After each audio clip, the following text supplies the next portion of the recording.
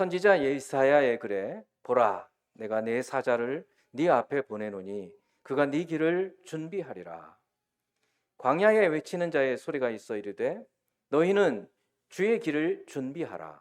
그의 오실 길을 곧게 하라. 기록된 것과 같이 세례 요한이 광야에 이르러 죄 사함을 받게 하는 회개의 세례를 전파하니 온 유대 지방과 예루살렘 사람이 다 나아가 자기 죄를 자복하고 요단강에서 그에게 세례를 받더라. 요한은 낙타 털 옷을 입고 허리에 가죽띠를 띠고 메뚜기와 석청을 먹더라. 그가 전파하여 이르되 나보다 능력 많으신 이가 내 뒤에 오시나니 나는 굽혀 그의 신발끈을 풀기도 감당하지 못하겠노라. 나는 너희에게 물로 세례를 베풀었거니와 그는 너희에게 성령으로 세례를 베푸시리라. 아멘. 실제로 있을 가능성은 희박하지만 어떤 이유 때문에 대통령이 우리 교회를 방문한다고 한번 생각해 보십시오. 그런 결정을 오늘 갑자기 내리지는 않을 겁니다. 사전에 계획을 세우고 또 선발대를 파견하고 경호팀이 와서 안전을 확인하고 이런 준비들을 한 후에 올 것입니다. 하물며 하늘과 땅의 모든 권세를 가지신 그 하나님이신 분이 이 땅에 오신다고 한다면 준비하는 것은 말할 것도 없이 철저하게 할 것입니다. 하나님께서는 우리가 성경을 1년에 거의 비슷한 분량으로 하루에 3장 내지 4장을 쭉 읽어왔는데 9월 둘째 주일까지 구약을 읽어왔고 그 구약의 내용을 한마디로 요약하자면 오실 그분에 대한 말씀이라고 했습니다. 그래서 오신다, 그분이 오신다 하고 무수하게 많은 선지자들을 보내서 예비를 하도록 하신 그분께서 이제 오시기 바로 직전에 마지막으로 선지자를 보내서 사람들을 준비하게 했습니다. 그분이 바로 세례 요한입니다. 이렇게 하는 것은 오시는 그분이 너무나 크고 중요한 분이기 때문에 그런 것입니다. 오늘 말씀은 예수 그리스도의 길을 준비하러 온 세례 요한의 사역입니다. 세례 요한이 와서 오늘 본문의 말씀은 3가지를 얘기하고 있는데 준비하라, 회개하라, 성령 세례를 받으라 이런 것입니다. 한번 따라서 해볼까요? 준비하라, 회개하라, 성령으로 세례를 받으라. 이제 오늘 말씀을 통해서 여러분 각각에게 주시는 이 하나님의 말씀을 듣고 이렇게 준비하고 회개하고 성령으로 세례를 받게 되기를 바랍니다. 먼저 준비하는 것입니다.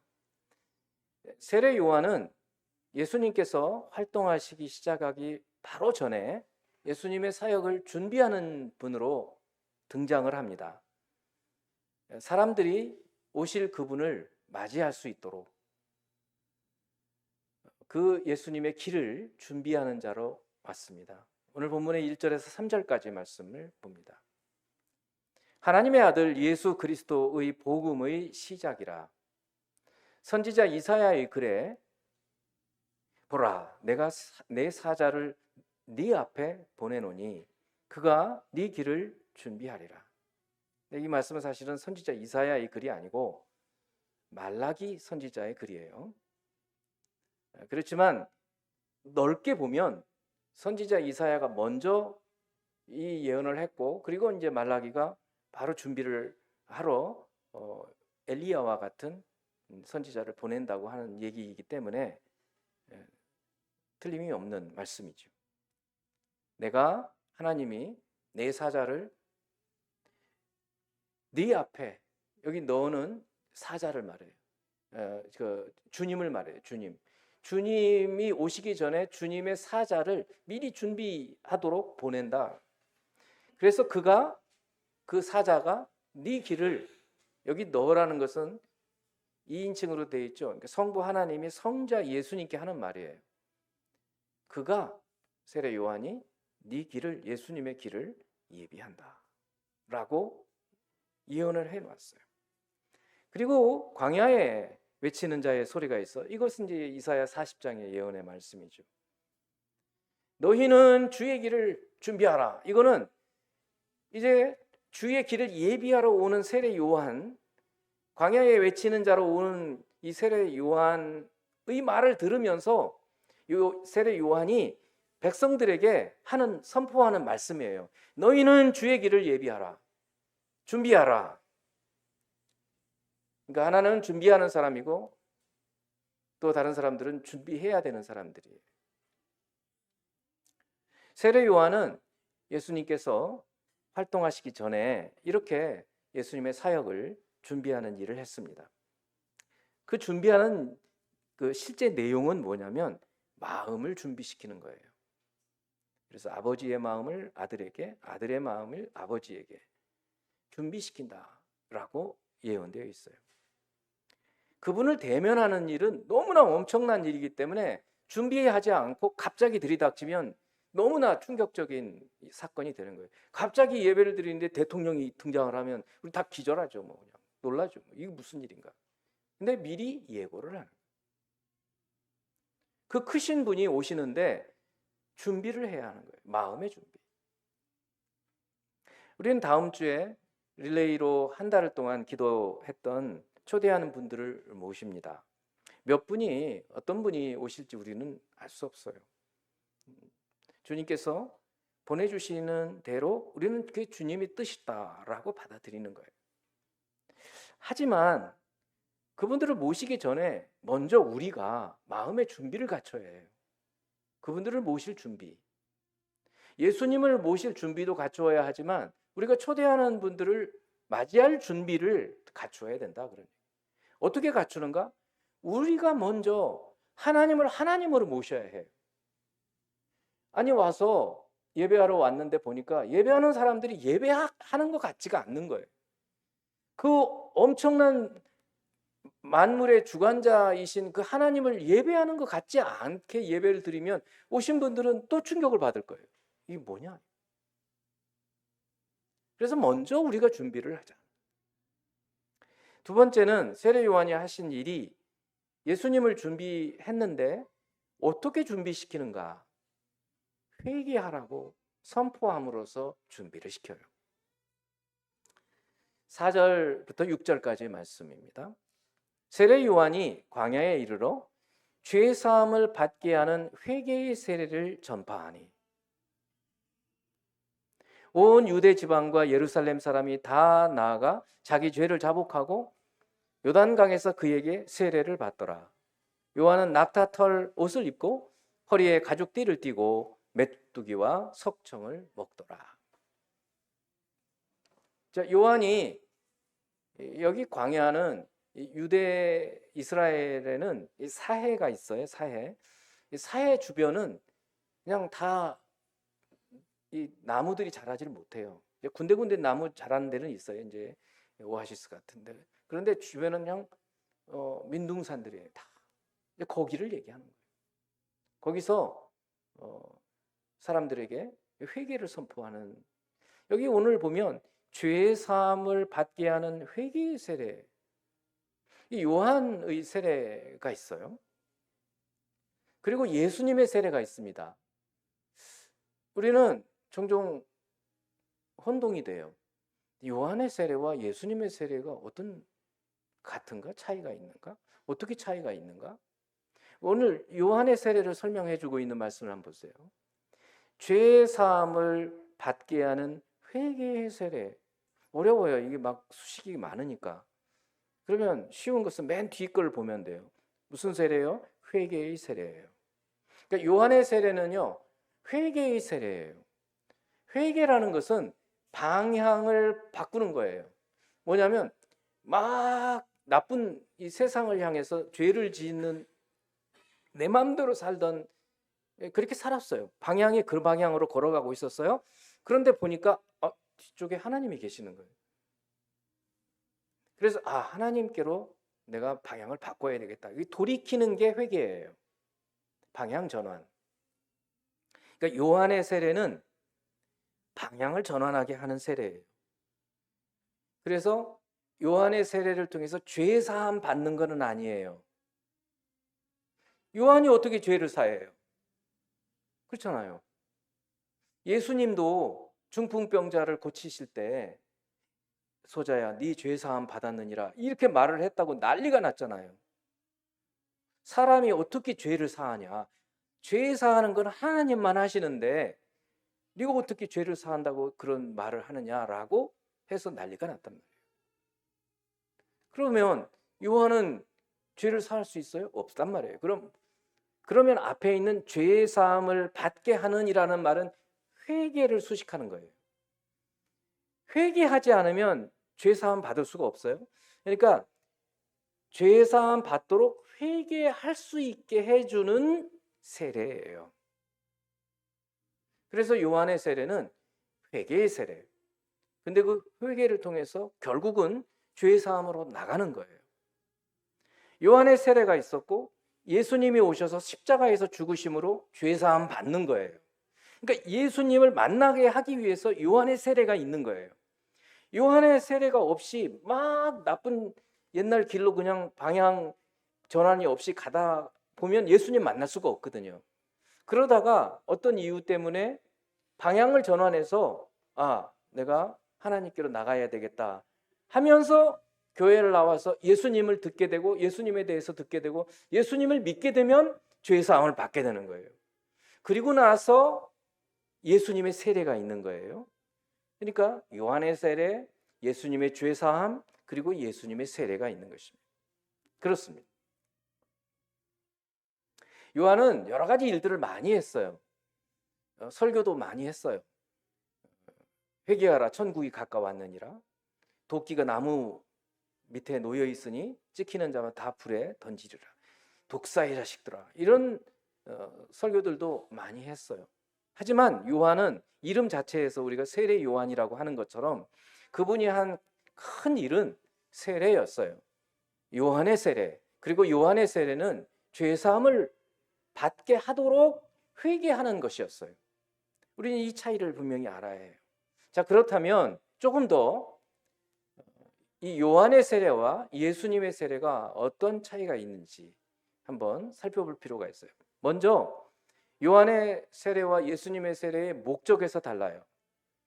요한의 세례는 아까 말씀했지만 사람들이 죄를 깨닫고 돌이키도록 방향을 전환하도록 하는 그런 역할, 그런 목적으로 요한은 세례를 베풀었어요. 예수님의 세례는 뭐였어요? 성령을 부어주시기 위한 세례예요. 아까 제가 세 가지 말씀드렸어요. 요한의 세례가 있고 예수님의 십자가로 인한 죄 사함이 있고 그걸 받아들이는 사람에게 오는 성령의 세례가 있어요. 먼저 지금 요한의 세례를 얘기하고 요한의 세례는 방향을 전환하는 그 일을 한다 그랬어요. 그 목적이에요. 근데 예수님의 세례는 마지막으로 있는 예수님의 세례는 성령이 오게 하시는 세례예요. 성령이 함께하게 하시는 성령으로 세례를 받는 세례예요. 이거를 모르면 예수님 오셨어도 예수를 믿어도 심지어는 예수를 믿어도 은혜 속에 살지를 못해요. 그냥 죄 사함 받는 정도로 끝나요. 여러분 9개월 2주를 우리는 구약으로 계속 준비를 해오고 왔고 이제 드디어 오늘부터 시작해서 10주가 남았어요. 올해. 이제 오늘이 10월 마지막 주일, 11월은 4주, 5주죠. 그리고 12월이 5주예요. 제가 여러분께 좀 소망하고 바라는 것은 오늘부터 시작해서 10주 동안 이 사실을 분명히 알고 뭐예요? 요한의 세례, 죄 용서함, 성령의 세례. 예수님을 믿는 자에게 베풀어 주시는 이 성령 세례. 이 성령 세례를 사모하고 성령 세례를 아직 못 받은 분들은 성령 세례를 받고 성령 세례를 이미 받은 분들은 성령으로 충만해서 사는 거라는 거예요. 그래야 정말 예수 믿는 그 기쁨과 예수 안에 있는 그 생명 조회라고 하는 영생이라는 것을 누리면서 살 수 있는 거예요. 그래서 세례의 목적이 다르다. 두 번째는 능력이 달라요. 요한의 세례는 방향 전환하게 해주는 결단하는 거예요. 결단. 우리 맨날 결단들 하잖아요. 작심하지 않습니까? 요한의 세례는 그런 세례였어요. 근데 예수님의 세례는 성령으로 세례를 베푸시기 때문에 근본적으로 우리의 마음이 돌아서는 거예요. 근본적으로 우리 마음이 변화되는 거예요. 누구든지 그리스도 예수 안에 있으면 새로운 피조물이라. 이전 것은 지나갔으니 보라 새 것이 되었도다. 이 말씀은 이 성령으로 세례를 받은 성령 세례를 받은 사람들이 느끼는 그 상황을 묘사해 주고 있어요. 그래서 성령 세례를 받은 분들은 갑자기 인생이 달라지는 거예요. 그걸 뭐라 그러냐면 다시 태어났다 그래요. 중생, 거듭 태어남. 영어로는 born again. 이렇게 얘기를 해요. 사람마다 조금씩 달라요. 그 경험들은 달라요. 어떤 분들은 막 이제 예수 정말 이 성령 세례를 받고 길거리에 나갔더니 가로수가 흔들리는 게 자기를 보고 인사하는 것 같다는 거예요. 안녕. 막 기뻐했어요. 어떤 분들은 꽃을 보면서 이 정말 그 창조주 하나님의 손길들을 막 이게 막 소름 돋듯이 느끼면서 그런 분들도 계세요. 그러니까 다 다를 수 있어요. 하지만 분명한 것은 이 성령 세례를 받은 분들은 인생을 다시 태어난 것 같은, 예수님께서 그랬어요. 물과 성령으로 거듭나지 않으면 천국에 들어갈 수 없다 그랬어요. 그러니까 맨정신으로 이성으로만 갖고 예수 믿고 요한의 세례같이 그냥 죄사함 받는 정도로는 천국에 갔다고 얘기할 수가 없어요. 이 땅에서부터 우리는 천국의 기쁨을 누리며 사는 거예요. 능력에서 달라요. 요한의 세례와 예수님의 세례. 세 번째는 하나님과의 관계에서 달라요. 요한의 세례는 돌이킨다 그랬잖아요. 그런데도 하나님은 두려워요. 두렵다고요. 그러니까 여러분 중에 여전히 하나님 막 너무 무서워요. 막 사랑보다 막 무서워요. 그런 분들은 성령 세례를 받아야 돼요. 예수를 믿었어도.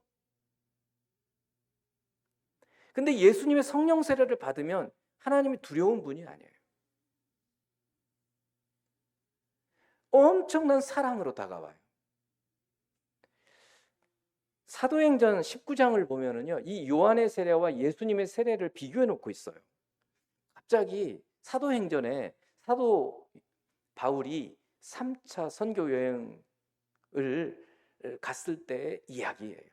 근데 너무 뜬금없이 이 얘기가 나와서 이게 뭔 얘기인가 궁금증이 너무 많아요. 오늘 한번 그 궁금증도 해소하는 여러분이 되기를 바라요. 19장 1절에서 7절이에요. 잘 기억하고 있다 나중에 한번 보세요. 아볼로가 고린도에 있을 때 바울이 윗지방으로 다녀 에베소에 와서 어떤 제자들을 만나. 이 배경을 설명하려면 한 30분 걸려요. 다 못해요. 어찌됐든 아까 제가 딱 얘기한 사도 바울이 3차 선교 여행으로 에베소를 이제 가게 됐는데 가기 직전에 어떤 일이 있었는지 하면 이런 일이 있었어요. 아볼로라는 사람이 예수를 잘 믿는 사람이에요. 고린도에 파송되었다가 다시 에베소로 왔어요. 설교자예요. 근데 그때 바울은 어떻게 했냐면 윗지방, 이 터키의 윗지방을 이렇게 여행을 하고 있었어요. 그리고는 이제 에베소에 왔어요. 그리고는 에베소에 있는 제자들을 봤는데 한 12명쯤 있었어요. 근데 이 제자들을 보니까 좀 이상한 거예요. 그래서 2절 이르되 너희가 믿을 때 성령을 받았느냐? 이렇게 물었어요. 그 제자들한테. 그랬더니 아니다. 우리는 성령이 계심도 듣지 못하였노라. 아니, 교회라고 하는데 성령이 계심도 듣지 못했다는 거예요. 이런 일이 있을 수 있나? 있을 수 있다는 거예요. 지금 그렇게 기록하고 있지 않습니까? 바울이 이르되 그러면 너희가 무슨 세례를 받았느냐? 대답하되 요한의 세례니라. 요한의 세례, 무슨 세례? 물세례. 물세례는 뭐예요? 회개하는 거. 대체로 이 왜 요한의 세례를 받았느냐면 유대인들은 이제 성전에서 죄사함 받는 제사를 드렸지만 이 잿물을 가지고 시신을 만졌거나 이런 사람들은 잿물을 가지고 이렇게 몸에 뿌렸어요. 그게 레위기에 나와요. 그래서 물 세례는 바로 그런 정도의 정결 예식이에요. 그래서 죄사함을 받는 것이 아니라 이 돌이키는 회개의 세례로 이 요한의 세례를 받았다고 얘기를 해요. 4절에서 바울이 이르되 요한이 회개의 세례를 베풀며, 아까 제가 말씀한 대로 요한의 세례는 회개의 세례다 그랬어요. 요한이 회개의 세례를 베풀며 백성에게 말하되 내 뒤에 오시는 이를 믿으라. 요한이 이렇게 얘기했잖아요. 나는 물로 세례를 베풀거니와 내 뒤에 오시는 성령으로 세례를 베풀리라. 그러니 그분을 믿어라 라고 요한이 설교를 했었어요. 근데 사도 바울은 그거를 다시 지금 반복하면서 요한이 회개의 세례를 베풀며 백성에게 말하되 내 뒤에 오시는 이를 믿으라 하였으니 이는 곧 예수라 하거늘 그들이 듣고 그때서야 그래요? 요한이 최고 아니었어요? 아니라 예수다. 그래서 그것을 듣고 주 예수의 이름으로 세례를 받았다 그랬어요. 그랬더니 어떻게 해요? 바울이 그들에게 안수하며 성령이 그들에게 임하심으로 방언도 하고 예언도 하니 모두 12사람쯤 되니라. 그러니까 요한의 세례와 예수님의 성령의 세례는 구분이 되는 거예요. 요한의 세례는 물세례, 방향 전환하는 회개의 세례, 예수님의 세례는 성령의 세례. 성령의 세례는 거듭나는 세례, 하나님의 나라가 임하는 세례, 마음이 근본적으로 바뀌는 세례. 성령 세례를 그럼 받으면 어떤 일이 일어나는지 이제 그것이 궁금해져요. 그래서 마지막으로 7절 8절을 봐요. 그가 전파하여, 이 그는 세례 요한 얘기를 계속 하는 거예요. 이르되 나보다 능력 많으신 이가 내 뒤에 오시나니. 지금 요한은 예수님 오실 길을 예비하러 왔다 그랬어요. 아직 그분이 등장하지 않았어요. 요한은 예수님보다 한 6개월 정도 먼저 등장해서 회개의 세례를 전파했어요. 그래서 사람들이 막 나와서 회개의 세례를 받았어요. 요단강에서. 그런데 사람들이 이렇게 착각을 했어요. 당신이 그리스도입니까? 아니다 그랬어요. 아니다. 나는 아니다. 내 뒤에 오신다. 그래서 얘기하는 게 그런 거예요. 나는 허리를 굽혀서 그분의 신발끈을 풀기도 감당하지 못하겠다. 나는 그분하고 비교 불가. 내 그분 가방도 못 들어. 그런 얘기예요. 내 비서도 못해. 이렇게 얘기를 해요. 그러면서 나는 너희에게 물로 세례를 베풀 거니와 그는 너희에게 성령으로 세례를 베푸시리라. 성령으로 세례를 베풀 분으로 이 세례 요한은 예수님을 소개해주고 있어요.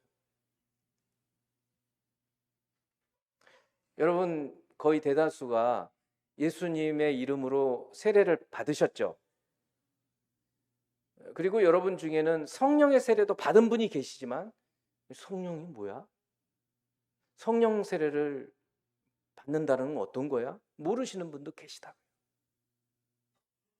근데 요한이 오늘 분명하게 얘기하고 있는 거예요. 그리고 앞으로 10주 동안 여러분 이제 말씀 신약 성경을 보면서 이 성령 세례를 사모하자는 거예요. 성령 세례를 갈망하고, 그렇지 않으면 예수 믿는 이 믿음의 기쁨이 없다니까요. 그렇다면 이 성령 세례를 받는다는 것이 어떤 것이고, 그리고 성령 세례를 받게 되면 그 증거들이 뭔가, 그것만 좀 말씀을 드릴게요. 왜냐하면 다른 너무 많은 것들을 지금 오늘 짧은 시간에 말씀드릴 수가 없어요. 성령 세례를 내가 성령 세례를 받았나 받지 않았나 하는 것을 몇 개로 한 4가지 정도로만 점검을 해보시자고요. 이 중에 하나만 있어도 성령 세례를 받았다고 생각할 수가 있어요. 다 있으면 너무 좋죠.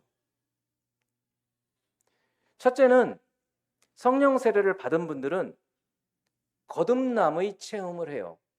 아까 거듭남에 대한 말씀을 드렸어요. 갑자기 어느 순간 예수 믿고 교회 와서 예배 드리고 그리고 나가서 길을 걷는데 세상이 바뀐 것 같은 거예요. 그리고 나이를 좀 드신 분들은 대체로 이럴 때 어떻게 말을 하냐면 내가 인생 헛살았어. 그렇게 얘기해요. 아, 내가 왜 빨리 예수를 안 믿었을까? 이런 말들을 해요. 인생이 새로 태어난 것 같은 그런 느낌을 가져요. 이게 첫 번째 증거예요. 두 번째 증거는 하나님에 대한 인식이 달라져요. 요한의 세례까지 구약 쪽에서는 하나님을 엄청나게 두려운 분으로 생각을 하죠. 근데 이 성령 세례를 받게 되면 하나님의 사랑이 물밀듯이 밀려와요.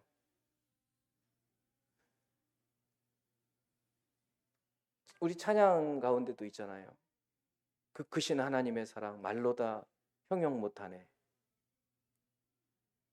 이것은 이렇게 뭐 내가 머릿속으로 생각하고 이성적으로 사고해서 오는 게 아니에요. 예수님께서 비유로 하신 이 10,000달란트 빚진 자를 탕감해주는 부자 얘기가 있거든요. 10,000달란트면요 우리 돈으로 한 4조 정도 돼요. 4조. 늘 말씀을 드리지만 여러분 4조가 있으면요 매일 1,000만 원씩 써도 돈이 남아요. 이자만 쳐도. 그러니까 죽을 때까지도 못 써요. 엄청난 돈입니다. 이 조라는 단위의 돈은. 그런데 그러니까 평생 자기가 일해도 그 4조 되는 빚을 갚을 수가 없어요. 하루 일당이 100만 원이라고 쳐도 그 몇 조 되는 돈을 갚을 수가 없다. 근데 그분이 그거를 그냥 아 그래 내 빚 없게 해줄게 탕감해줬다는 거예요. 이런 사랑을 경험하는 거예요. 그래서 수고하고 무거운 짐진 자들아 다 내게로 오라 내가 너희를 쉬게 하리. 그 짐이라는 게 뭐냐면 죄의 짐이거든요. 그 원죄부터 시작한 짐, 그 죄의 짐을 탕감받은 거예요. 그러니까 뛸 듯이 가벼운 거죠. 그 하나님의 사랑이 물밀듯이 밀려오는 거예요. 그러니까 뭐를 봐도 기쁜 거죠. 그 전에 생각하지 못한 모든 것들이 다 하나님의 사랑인 거예요. 여러분 걸어 다니는 거에 대해서 감사해 본 적이 있으세요? 근데 이 성령 세례를 받고 나면 걸어 다닐 수 있는 게 얼마나 감사한지, 숨 쉴 수 있다는 것이 얼마나 감사한지, 이 말을 할 수 있다는 것이 하나님의 사랑이구나 하는 것들을 막 느끼기 시작하는 거예요. 그래서 성령 세례를 받은 증거 중에 하나가 하나님의 사랑이 막 느껴지는 거예요. 눈물 콧물 막 경험되는 거예요. 오늘 기도하신 분이 이유는 다 알 수 없지만 아마 어떤 은혜 때문에 그렇게 울면서 하나님께 기도를 한 거죠. 그리고 세 번째는 반대예요. 이제는 뭔가 하면 하나님께 사랑 드리는 거예요. 그러니까 하나님을 사랑하게 되는 거예요. 어마어마한 사랑을 받은 사람들이 그 다음에 생각하게 되는 거예요. 아, 내가 하나님으로부터 이런 사랑을 받았는데 내가 하나님을 사랑해야 되겠구나. 내가 아무리 열심히 일해도 그 하나님의 받은 사랑에 비유할 수는 없겠지만 그래도 내가 해야 되겠구나. 부모에 대한 사랑을 전혀 잘 모르다가 대체로 사람들이 언제 그 부모의 사랑을 느끼기 시작하냐면 자기가 자식을 낳을 때예요. 자식을 낳고 애를 키워가면서 자식은 한없이 귀엽고 한없이 사랑해 주는 거예요. 그러면서 문득 아, 우리 부모님이 나를 이렇게 사랑했겠구나. 그리고 부끄러워지는 거죠. 내가 그 사랑을 몰랐네. 그거예요. 그래서 성령 세례를 받은 분들이 거듭남의 체험을 하거나 하나님의 정말 헤아릴 수 없는 그 사랑을 막 느끼거나 그 사랑 때문에 하나님께 막 이제는 주님 내가 어떻게 해야 할까요? 막 주체할 수 없는 거예요. 내가 내 삶을 어떻게 드릴까요? 어떻게 살아야 될까요? 이건 거예요. 내가 봉사해야지. 그거 아니에요. 그런 마음으로 봉사하면 힘들어요. 안 하시는 게 좋을 수도 있어요. 왜냐하면 조금 지나면 시험에 들어요. 그런 분들은. 교회에서 봉사는요, 제가 말씀드린 이 세 번째, 막 하나님의 사랑이 너무나 커가지고 주님 내가 어떻게 해야 되죠?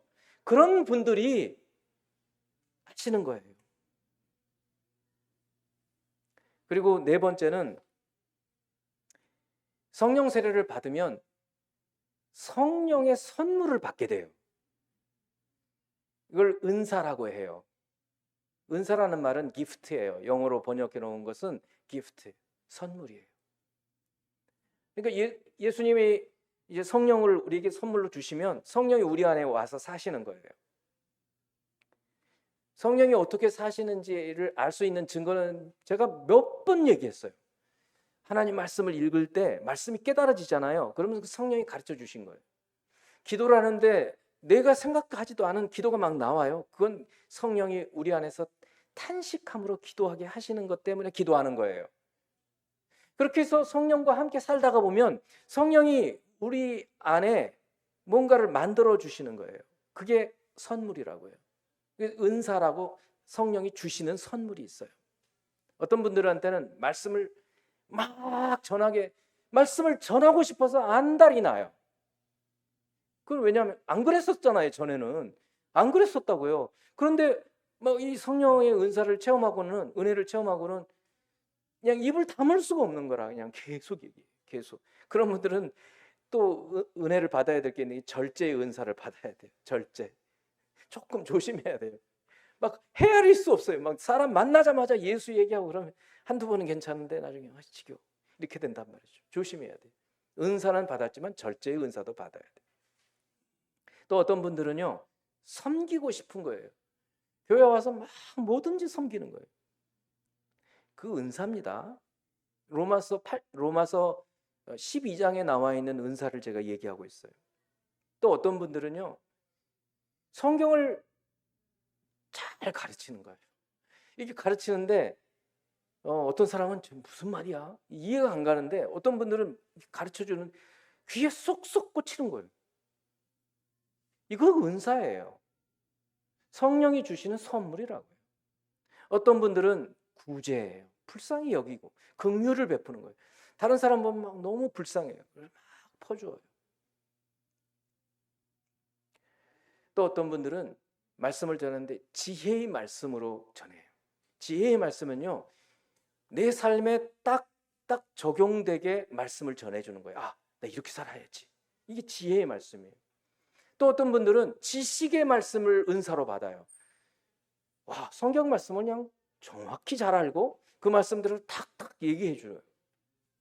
뿐만 아니라 병고침의 은사도 있어요. 이거 분명히 있습니다, 여러분. 어떤 분 기도해 주는데 나아요. 또 영분별의 은사가 있어요. 여러분, 영분별의 은사가 있습니다. 다른 사람들은 잘 모르는데요. 어떤 사람 말을 들어보면 조금 문제가 있는 것을 금방 간파해내는 거예요. 여러분, 이런 은사들이 있어야 해요. 또 방언의 은사, 이건 뭐 많이들 여러분 들어보셨죠. 방언 통역의 은사. 성령 세례를 받고 성령과 함께 살다가 보면 성령이 주시는 은사들이 있어요.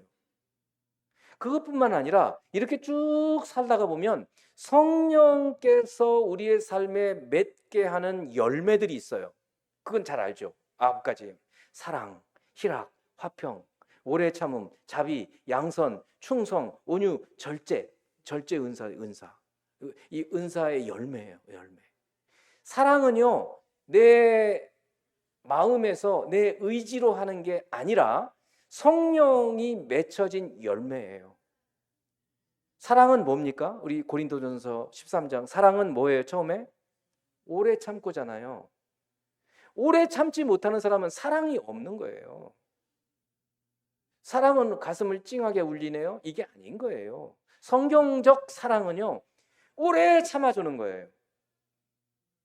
그 오래 참아주는 것은 성령께서 우리와 함께 하심으로 열매로 맺혀지는 거예요. 사랑, 희락이 뭐예요? joy, 기쁨이거든요.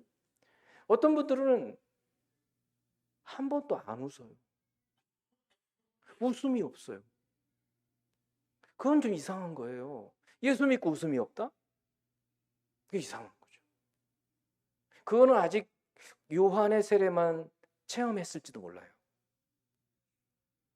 화평, 맨날 사람하고 다투면 그분은 마찬가지예요. 오래 참음, 자비, 양선, 충성, 온유, 절제. 절제할 수 있어야 돼요. 이런 것들이 성령 세례를 받은 분들에게 나타나는 증거들, 은사들, 그리고 열매예요. 그러니까 여러분, 앞으로 오늘부터 시작해서 10주간 이제 예수님이 오셨다고요. 그리고 다시 오실 주님을 기다리면서 이 땅에 사는 우리가 해야 될 것은 성령과 함께 살아가는 거예요. 성령과 함께. 이것이 주님께서 오신, 그리고 오셔서 세례를 베푸신 엄청난 은혜를 우리에게 부어주신 성령 세례라고요. 그러면 어떻게 기도를 해야 될까요? 주여 성령의 세례를 부어주세요. 내 마음, 그러니까 내가 원해서 기도하는 것들은 좋지 않다고 말씀을 드렸는데, 근데 이 말씀은, 이 성령의 세례는 예수님께서 구하라고 하셨어요. 그러니까 약속을 하셨어요. 구하라고 명령까지 하셨어요. 그러니까 우리는 구해도 돼요. 우리가 구하면 주신다고 했어요. 요한복음 11장 9절에서 13절을 보면 주님이 이렇게 말씀하세요. 내가 또 너희에게 이르노니 구하라. 그리하면 너희에게 주실 것이요. 뭘 구하라는 걸까요? 찾으라. 그러면 찾아낼 것이요. 뭘 찾으라는 걸까요? 문을 두드리라. 그러면 너희에게 열릴 것이니 구하는 이마다 받고 찾는 이는 찾아내고 두드리는 이에게는 열릴 것이니라. 너희 중에 아버지 된 자로서 누가 아들이 생선을 달라고 하는데 뱀 줄 사람이 있어요? 아빠 나 생선 먹고 싶어요. 뱀 갖다 주면서 먹어. 그런 사람이 어디 있어요? 또 알을 달라 하는데 아빠 계란 먹고 싶어요. 그런데 막 전갈 알을 갖다 주는 그런 아버지가 어디 있어요? 너희가 악할지라도, 사실 우리 다 악해요. 우리는 악해요. 그런데 자식들한테는 어떻게 해요? 좋은 것을 줄 줄 알잖아요. 그런데 하물며 하늘에 계신 너희 아버지께서 성령을 주시지 않겠느냐. 예수님께서 구하라, 찾으라, 두드리라 라고 말씀하신 그 대상이 성령이신 거예요. 성령 하나님이신 거예요. 그 성령 하나님을 구하고 찾고 두드리라고 우리에게 말씀하셨어요. 그러면 구하고 찾고 두드리면 주신다고 약속해 주셨어요. 그런데도 왜 구하지 않아요? 성령을 구하면요 놀라운 삶을 살게 된단 말이에요. 거듭난 삶을 살게 된다고요. 여러분 걱정하지 마세요. 성령 받으면 헷가닥 하는 거 아니야? 재산 다 교회에 바치는 거 아니야? 걱정하지 마시라고요. 그렇지 않아요. 성령을 받으면요 성경 말씀이 보이기 시작해요. 성령을 받으면 기도가 그냥 마음에서부터 우러나와요.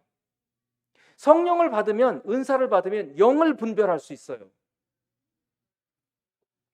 성령을 받으면 하나님이 나와 함께 하심을 강력하게 느끼는 거예요. 그런데 왜 성령을 안 받아요? 그래서 10주 동안 여러분들이 이 성령 세례를 받도록 기도하시자는 거예요. 이미 성령 세례를 받은 분들은 성령으로 충만함을 받도록 기도하시자는 거예요. 자, 이제 찬양을 한 곡 하면서 우리 함께 기도하는 시간을 좀 가졌으면 좋겠어요. 성령이 오셨네. 성령이 오셨네라는 찬양. 그리고 이제는 이 복음서부터 시작해서 마태, 마가, 누가, 요한, 그리고 사도행전. 이 사도행전은 성령행전이에요. 성령이 내려오시는 그 말씀들이에요. 그래서 이 신약을 여러분이 보시면서는 성령에 초점을 맞추셔서 내가 어떻게 해야 성령을 받고, 성령을 받은 증거들은 뭐고, 성령의 은사들은 뭐고, 또 계속 성령과 함께 살면 어떤 은사들을, 어떤 열매들을 맺게 되는지 이것을 소망하면서 우리 이 찬양을 같이 한번 불러보는 시간, 그리고 기도하는 시간 갖도록 하겠습니다.